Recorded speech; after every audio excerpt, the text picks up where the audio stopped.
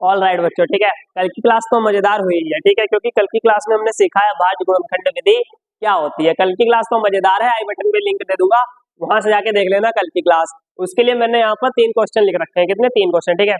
तीनों क्वेश्चन बताऊंगा बहुत अच्छे से, फुल डिटेल्ड में। सबसे पहला स्टेप जो हमने बताया था वो बताया था कि समझ लो अगर हमारी समीकरण इस प्रकार से है x square plus b x plus c equals to 0, तो हमें क्या करना है, ए और सी की क्या करनी पड़ेगी, मल्टीप्लाई, और देखेंगे कितना। तो देखिए पहला सवाल है x के आगे कोई नहीं तो क्या है 1, और इसकी 8 से गुणा करोगे क्या आएगा, प्लस का 8, कोई दिक्कत नहीं, ठीक है। अगर प्लस का 8 आया है तो हमें संख्या से मतलब है, ठीक है। संख्या कितनी है हमारी 8, 8 का मैं फैक्टर कर लो, 2 चक्कू 8, 2 दूनी 4, 2 एकम 2, कितना आया 2 2 2, इतना आया ना, ठीक है, इतना आया। अब हम उससे एडजस्ट करेंगे कि 6 बन जाए। अब देखो इधर 4 प्लस 2 कितना बन जाएगा, 4 प्लस 2 कितना बन जाएगा, 6 बन जाएगा। कहने का मतलब है x square plus 6x plus 8 equals to 0 को हम लिख सकते हैं x square plus 4x plus 2x plus 8 equals to 0। देखिए 6x को क्या लिख दिया, 4x प्लस 2x। बस ये स्टेप हमको समझना है, समझ में आई बात। बस ये स्टेप कैसे आता है और यही स्टेप क्यों है, हमने 3x प्लस 3x 6x को क्यों नहीं लिखा, समझ में आई बात। ऐसा इसीलिए लिखते हैं ताकि नीचे वाले जो ब्रैकेट बन जाए सेम बन जाए, ठीक है। ये बात मैंने कल भी बताई थी, ठीक है। ये वाले ब्रैकेट क्या हो जाएंगे, अगली लाइन में जब बनेंगे क्या बन जाएंगे, सेम बन जाएंगे। तो भैया एक एक्स यहाँ से कॉमन ले लो, क्या बचा x प्लस 4 प्लस 2 यहाँ से कॉमन ले लो, क्या बचेगा x प्लस 4 इक्वल्स टू क्या हो गया 0। अब x प्लस 4 इसमें कॉमन है, इसमें कॉमन है, तो भैया जब x प्लस 4 निकलेगा तो क्या बचेगा x प्लस 2 इक्वल्स टू क्या हो जाएगा 0।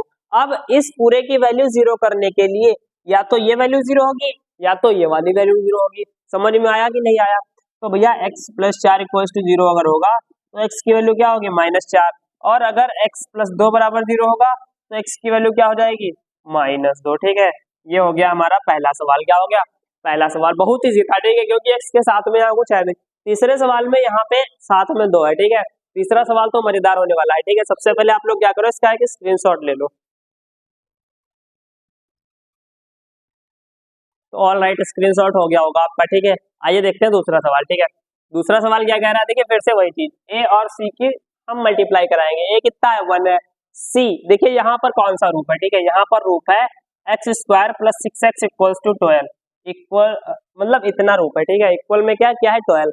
तो पहले हम इसको क्या कर लें, ट्रांसफॉर्मेशन, मतलब कि क्या कर लें, पक्षांतर। तो भैया प्लस का 12 इधर आ गया, क्या हो जाएगा माइनस का 12 बराबर क्या हो जाएगा 0। इतना हो गया, समझ में आई बात। तो जब इतना हो गया अब इसका कंपैरिजन करते हैं। देखिए सी की मल्टीप्लाई करेंगे किससे, 1 से, मतलब कि 12 की करेंगे 1 से, तो यहाँ पर क्या -12 मतलब की वैल्यू क्या आ गई -12। हमको 12 से मतलब होता है 12 को काट लो, क्या 2 छंग 12, 2 तिया 6, 3 एकम 3।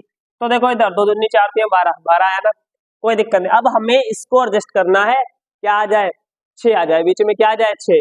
तो भैया कैसे आएगा, देखो इधर 6 और 2 नहीं आ रहा ना, नहीं आ रहा, 3 दूनी 6 2 और 2 दूनी 4 और 3 क्या बन जाएगा 7 बन जाएगा। देखिए इसमें क्या हो रहा है, x square plus 6x minus 12, क्या हो रहा 2 3 दूनी 6 और 2 8 आ जाएगा, ठीक है। नहीं आएगा, क्या नहीं आएगा, ठीक है, क्या होगा नहीं आएगा, ठीक है। अगर ऐसा है, अगर ऐसा है कि हमारा गुणनखंड परफेक्ट नहीं है, मतलब हमारा परफेक्ट फैक्टराइजेशन नहीं है, तो उसके लिए जो हमने सेकेंड मेथड लाने की बात की थी, सेकेंड मेथड कौन सा, श्रीधराचार्य मेथड, उसकी बात करेंगे, ठीक है। कल हमने सिर्फ और सिर्फ एक ही मेथड बताया था, कौन सा, फैक्टराइजेशन मेथड। कौन सा, फैक्टराइजेशन मेथड। तो भैया यहाँ पर मैंने ये सवाल इसीलिए रखा है जिससे मैं इसकी भी चर्चा कर सकूं, ठीक है। और आप लगा के देखो तो आप इस सवाल में फंसो, समझ में आई बात, हालांकि मैंने बता दिया।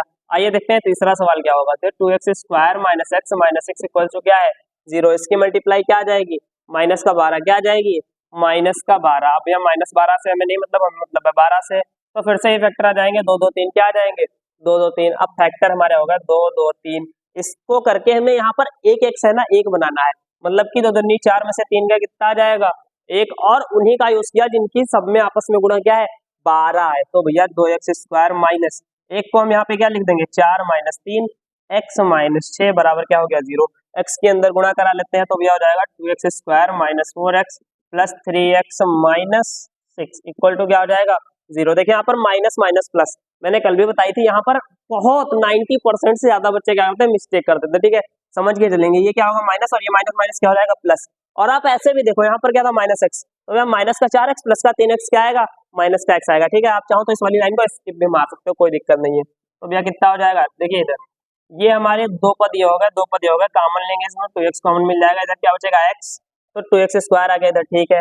2x कॉमन ले लिया, इसमें से क्या बचेगा x माइनस 2, इसमें से क्या करें प्लस का 3 कॉमन ले लें, क्या आ जाएगा x माइनस 2 बराबर क्या हो जाएगा 0। अब x माइनस 2 को जब यहाँ से और यहाँ से कॉमन लेंगे तो क्या बचेगा अगला 2x प्लस 3 इक्वल क्या हो जाएगा 0। तो हमारे पास दो ब्रैकेट हो गए, x माइनस 2 और अगला क्या हो गया 2x प्लस 3। तो बस कुछ भी नहीं करना है, अगर x माइनस 2 इक्वल्स टू 0 तो x की वैल्यू कितनी होगी 2, अगर 2x प्लस 3 इक्वल्स टू 0 होगा तो x की वैल्यू कितनी हो जाएगी 3/2, कितनी हो जाएगी, सॉरी 3 इधर जाएगा, क्या हो जाएगा माइनस, और ये कहाँ जाएगा बटे में, क्या हो जाएगी -3/2, ठीक है। इतना हो जाएगा। यहाँ पर हमने पहला सवाल लगा लिया है, तीसरा सवाल निकाल लिया है, दूसरे सवाल को मैं, आप लोग होल्ड कर लो, इस सवाल को स्क्रीनशॉट लेके रख लो, ठीक है।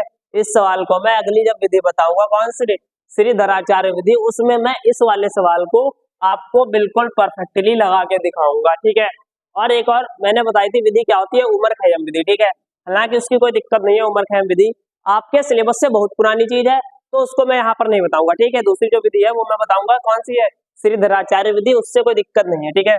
आज की वीडियो में हमने क्या किया, 3 सवाल लगा लिया। आप क्या करना, आप जाना गूगल पे, आपको सर्च करना पड़ेगा द्विघात बहुपद के लिए सवाल या द्विघात समीकरण को कैसे हल करें, या कुछ भी आप सर्च करना द्विघात समीकरण क्वेश्चंस, तो आपको वहां पर कई सारे क्वेश्चन मिल जाएंगे, ठीक है।